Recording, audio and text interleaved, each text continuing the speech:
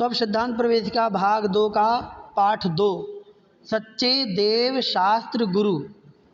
ठीक है, तो अपन को क्या है कि जब सम्यक दर्शन की ओर अपन बढ़ते हैं तो सबसे पहले अपन को देव शास्त्र गुरु को समझना सबसे पहले जरूरी होता है कि कौन देव हैं, कौन शास्त्र हैं और कौन गुरु हैं।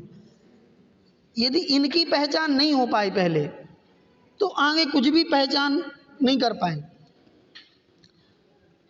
क्यों करना जरूरी है? अब देखो, इसके आगे मिथ्यात्व का पाठ है, फिर षटावश्यक हैं, रत्नत्रय है, फिर 6 द्रव्य हैं, फिर 7 तत्व हैं। इसके आगे बहुत सारी चीज़ें हैं। पहले सच्चे देव शास्त्र गुरु का पाठ रखा है इनने यहाँ पर। ठीक, अब आगे वो चीज़ें तभी पढ़ने का सार्थकता है जब हम सबसे पहले देव शास्त्र गुरु को पहचान लें, समझ लें। और क्यों ये जरूरी है? जरूरी इसलिए है क्योंकि वो जो आगे आने वाली चीज़ें हैं, विषय हैं, चाहे 6 द्रव्य हों, 7 तत्व हों, मिथ्यात्व हो, ये किसने बताया है? किसने बताया? ये इन्हीं देव ने बताया है, सच्चे देव ने, जिनेंद्र भगवान ने ही तो बताया है। तो जब तक जिनेंद्र भगवान को नहीं जानेंगे तब तक हम उनकी वाणी कैसे जानेंगे? तो पहले जिनेंद्र भगवान को जाने, फिर उनकी कही हुई वाणी जो शास्त्र हैं उनको जाने, और उन शास्त्र के अनुसार जिन्होंने हमें उपदेश दिया है, जिन्होंने शास्त्र लिखे हैं, ऐसे गुरु आचार्य महाराज मुनि, उनको माने। जब इनको श्रद्धा पूर्वक मान लेंगे तब हम आगे बात करेंगे और उसको समझ पाएंगे, इसलिए पाठ रखा है। तो चलिए, सबसे पहले देव का लक्षण। देव क्या होते हैं? क्या हैं देव? तो जो वीतरागी सर्वज्ञ हितोपदेशी, एकदम ये भाग 2 है तो भाग की अपेक्षा से ही एकदम बिल्कुल सबसे सरल सुंदर छोटी सी परिभाषा और सबसे सटीक, इससे सटीक परिभाषा कुछ नहीं हो सकती सच्चे देव की। क्या? कि जो वीतरागी हैं, सर्वज्ञ हैं, हितोपदेशी हैं, वो सच्चे देव कहलाते हैं। ठीक, इसके अलावा आप जो 18 दोषों से रहित होते हैं, ठीक, इसके अलावा 46 मूल गुण जिनके होते हैं, आप ये जोड़ सकते हैं। ठीक, वो सच्चे देव हैं। सबसे पहले वीतरागी है। वीतरागी होना जरूरी है। यदि वीतरागी नहीं होंगे तो वो सच्चे देव हो ही नहीं पाएंगे, इसलिए पहचान है कि वीतरागी होना जरूरी है। फिर दूसरा, सर्वज्ञ होना जरूरी है। सर्वज्ञ मतलब सब कुछ जानने वाले, आगे इनके लक्षण भी बताएंगे। और हितोपदेशी, हित का उपदेश देने वाले। अरहंत, तीर्थंकर, जिनेंद्र, परमात्मा, परमेश्वर आदि सच्चे देव, इनके नामांतर हैं, मतलब दूसरे नाम है। वीतराग का लक्षण क्या है? जो किसी वस्तु या प्राणी से राग अथवा द्वेष नहीं करते। किसी भी वस्तु से, ना किसी प्राणी से, ना तो राग रहता है ना द्वेष रहता है, सबको समान दृष्टि से देखते हैं, और जिनमें 18 दोष नहीं होते उन्हें वीतराग कहते हैं। वीतराग का मतलब राग जिनका बीत गया, अकेला नहीं, जिनका राग और द्वेष दोनों ही बीत गया है, ना किसी से द्वेष ना किसी से राग, समान दृष्टि रखने वाले, वो कहलाते हैं वीतराग। ठीक, तो ऐसे वीतरागी, ये वीतराग का लक्षण है। सर्वज्ञ क्या है? सर्वज्ञ जो कुछ हो चुका है, वर्तमान में जो हो रहा है, या फिर जो कुछ आगे होगा, उन सबको प्रत्येक समय जो जैसा देखा, जो जैसा है वैसा प्रत्यक्ष जानता है। मतलब भूत में जो हो चुका है भूतकाल में, अभी जो हो रहा है, वो आगे जो होगा, उन सभी को जो प्रत्यक्ष जानता है वो सर्वज्ञ कहलाता है। संसार में ऐसा कोई भी पदार्थ नहीं है जिन्हें सर्वज्ञ नहीं जानते हैं। ठीक, तो सर्वज्ञ मतलब सब कुछ जानने वाले, इस शब्द की शब्द का अर्थ है सर्वज्ञ, सब कुछ जानने वाले। हितोपदेशी का लक्षण क्या है? जो सब जीवों को हित का उपदेश देते हैं। जो हित का उपदेश देते हैं हितोपदेशी कहलाते हैं। हित का उपदेश का मतलब संसार से पार उतरने वाला उपदेश, मतलब सांसारिक हित नहीं, संसार से पार उतरने वाला हित है।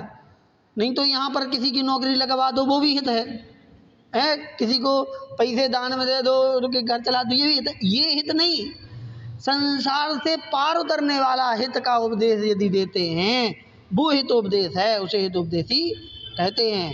तो ये तो हो गए सच्चे देव का लक्षण। ठीक है, तो ये सच्चे देव का लक्षण यहाँ पर हो गया। अब शास्त्र का लक्षण, तो सच्चे देव में अपन ने सच्चे देव के लक्षण को पढ़ लिया और उसमें भी वीतरागी, सर्वज्ञ और हितोपदेशी, इन तीनों का लक्षण अपन ने पढ़ लिया। अब शास्त्र का लक्षण बताते हैं। शास्त्र क्या है? तो जो सच्चे देव का कहा हुआ होता है, किसका कहा हुआ? सच्चे देव का कहा हुआ, जिसमें किसी प्रकार का परस्पर विरोध नहीं होता। मतलब जो सच्चे देव ने बात कही है तो उन्होंने जो एक बात कही फिर दूसरी बात कही, उन दोनों बातों का आपस में विरोध नहीं होता। मतलब कि ऐसा नहीं कि पहले कुछ कह दिया फिर आगे ऐसी बात कही कि वो पहली बात गलत सिद्ध होने लगी, इसको कहते हैं विरोध होना। समझ रहे? तो जिनेंद्र भगवान की जो बात है, जो वो कहते हैं, वो परस्पर विरोध को प्राप्त नहीं होता है। मतलब उनकी हर एक बात सही होती है, सत्य होती है। खोटे मार्ग का नाश करता है और जिसके पढ़ने सुनने से जीवों का क्या होता है? कल्याण होता है, वह शास्त्र कहलाता है। जिनागम कहो, जिनवाणी कहो, जैन शासन कहो, वीर शासन, भगवत वाणी आदि सच्चे शास्त्र के नामांतर हैं। नामांतर तो इनको आप याद रखना, भगवत वाणी, वीर शासन, जैन शासन, ये नाम है जिनवाणी के। ठीक है, तो इस चीज़ को आप याद रखना कि वीर शासन, जैन शासन, भगवत वाणी, जिनवाणी, ये सब नामांतर हैं। गुरु का लक्षण, जो इंद्रियों की विषयों की चाह नहीं रखते। क्या? जो इंद्रियों के विषयों की चाह नहीं रखते, आरंभ नहीं रखते, परिग्रह नहीं रखते, ज्ञान ध्यान तप में लीन रहते हैं, पापों से दूर रहते हैं, उन्हें सच्चा गुरु कहा है। तो देव, शास्त्र और गुरु तीनों के लक्षण हो गए। ठीक, अब तीनों के लक्षण, सच्चे देव का लक्षण क्या? जो वीतरागी, सर्वज्ञ और हितोपदेशी हैं वो सच्चे देव हो गए। सच्चे शास्त्र कौन? जो सच्चे देव के द्वारा कहा गया हो। सबसे मेन बात जो आपको याद करके रखना है, क्या याद कर रखना है? जो सच्चे देव के द्वारा कहा गया हो, ये पहला पॉइंट ये होना चाहिए। फिर जिसमें परस्पर विरोध ना हो और खोटे मार्ग का नाश करता हो, वो शास्त्र है। ठीक, अब उनमें जिनवाणी, भगवत वाणी, वीर शासन, जैन शासन, इनके नामांतर हैं। और गुरु कौन? जो मुनि का लक्षण है वही गुरु का लक्षण है। यहाँ पर गुरु जो है आगम के अनुसार गुरु वही हैं जो मोक्ष मार्ग बताते हैं, वो गुरु कहलाते हैं। ठीक, बाकी शिक्षा गुरु कहलाते हैं।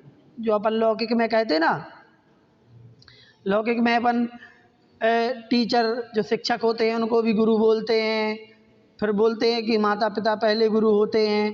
तो ये सब लौकिक गुरु हैं। ठीक है, लेकिन सही मायने में गुरु कौन कहलाते हैं? कौन कहलाते हैं? जो मोक्ष मार्ग बतलाते हैं वो गुरु होते हैं, अर्थात मुनिराज ही गुरु कहलाते हैं। ठीक, हाँ, मतलब मुनि को ही गुरु कहा है और किसी को गुरु नहीं कहा। आरिका को भी गुरु नहीं कह सकते, एलक छुल्लक को भी गुरु नहीं कह सकते। गुरु मतलब मुनिराज।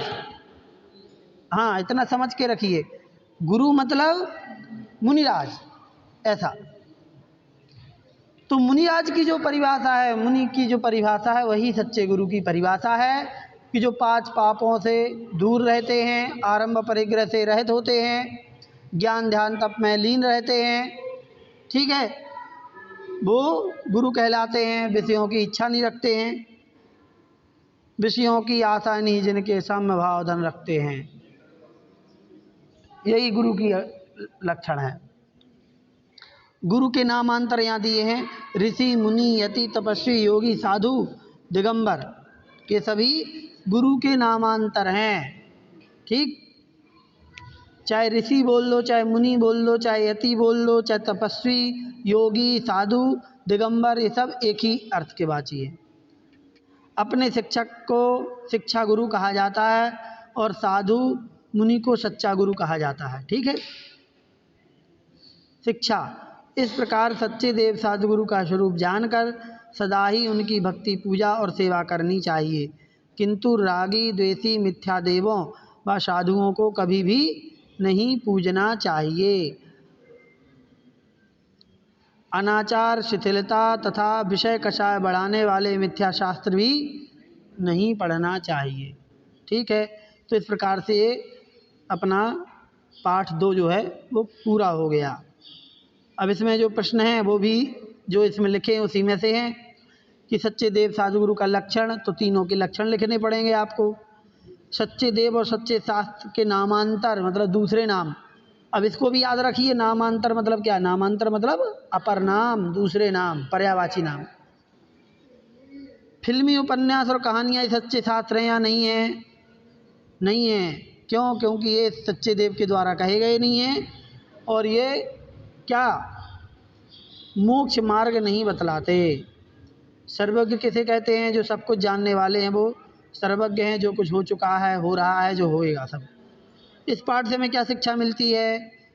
इस पाठ से हमें सच्चे देव शास्त्र गुरु की सच्ची पहचान पता चलती है कि सच्चे देव शास्त्र गुरु कौन होते हैं, हमें किनकी वंदना करना है, किनके आगे सिर झुकाना है, किनके आगे नहीं झुकाना है। ठीक, तो इस प्रकार से अपना पाठ पूरा हो गया।